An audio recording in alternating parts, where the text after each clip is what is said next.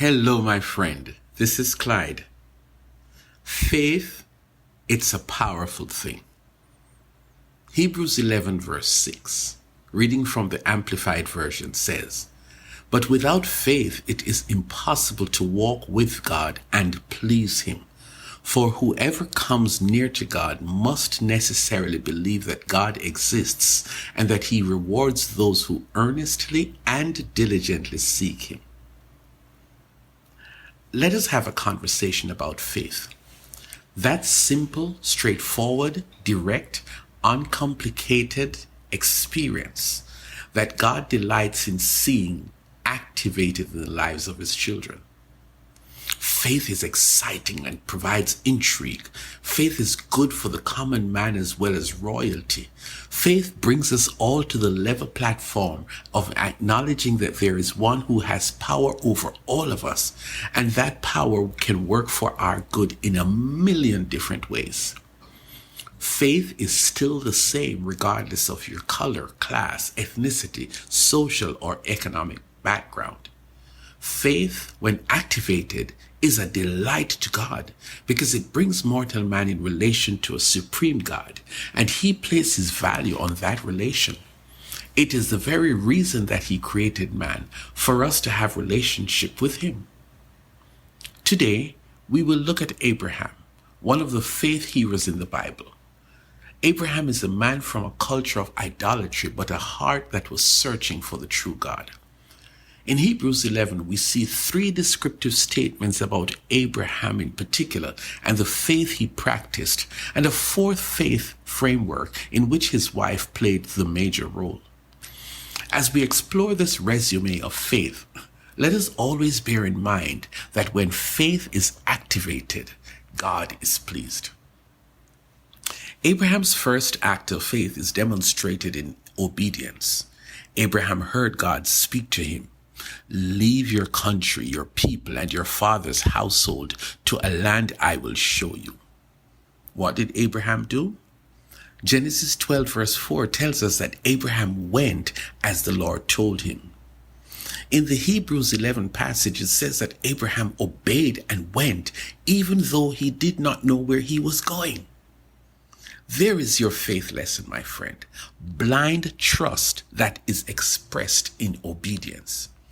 We have no record of Abraham and God being friends before. We have no record of Abraham ever having any good reason to believe God, but he obeyed a God who he did not know.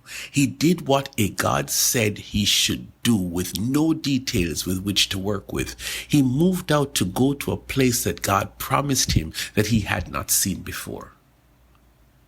Abraham could have asked a ton of what ifs, but instead he obeyed. Guess what? That pleased God.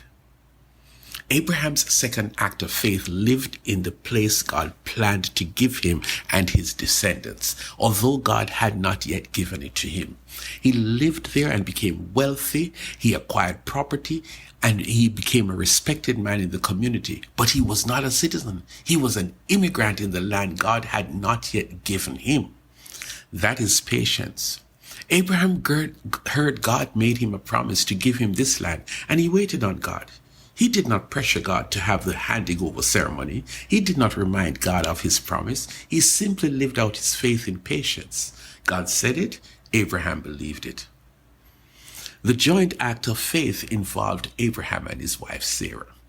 Sarah was infertile, and in any case, she had long passed her childbearing age because she knew that God would keep his promise of giving them a son together who would be the one through whom the scores of descendants would come.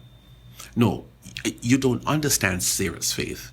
She believed God's promise. The woman became a first-time mother at age 90, and her husband, the father of the baby, was 100 years old. Wrap your mind around that. An elderly woman getting pregnant by an even older man and giving birth to a son at an age when their peers were great-grandparents. The Bible describes her husband as good as dead at the time of conception. God has promised, and it is taking forever to come true. At what point do you give up and acknowledge that maybe God has changed his mind, or worse, that you did not really hear from God? What practical reason did Sarah have to continue expecting to get pregnant? We never read of any miscarriages, so it is safe to assume that they were trying, but she conceived just this one time and gave birth. Faith demands that you never stop believing God. The third and final act of faith of Abraham is seen in Hebrews 11:17. God tested him and he passed the test. By now, Abraham and his wife Sarah had their promised son Isaac. God asked Abraham to sacrifice a son, the son that God had promised him to be the one through whom God would bring the offsprings. God asked Abraham to sacrifice Isaac long before Isaac had a child.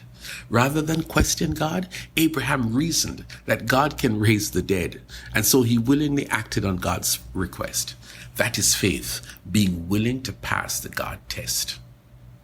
Faith is exciting. It requires obedience. It requires patience. It demands you to never stop believing. It expects you to pass the test. The result?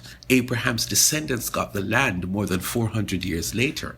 Abraham and Sarah had their son Isaac, and Abraham's son Isaac became the patriarch of the great nation of Israel. This faith thing works.